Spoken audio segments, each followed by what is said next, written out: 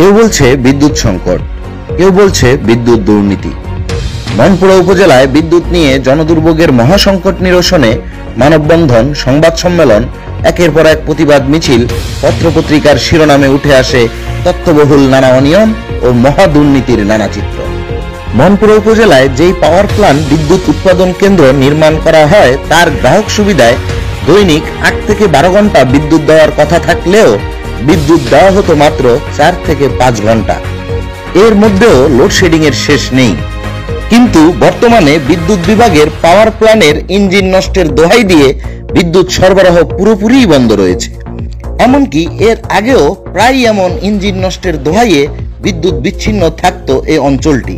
ঠিক এমনটি বলছে স্থানীয় জনসাধারণ। বিদ্যুতের বিভিন্ন সমস্যার কারণে আমরা এখন আমাদের ব্যবসা ক্ষতিতে আছে।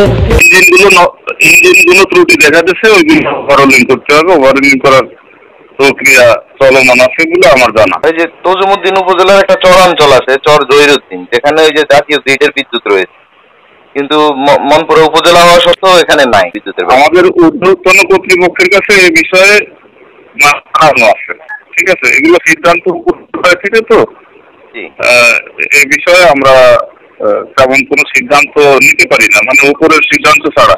আর কেউ কেউ বলছে সৌর বিদ্যুৎ ব্যবসায়ীদের সিন্ডিকেটের কবলে মনপুরা সরকারি বিদ্যুৎ বিভাগ।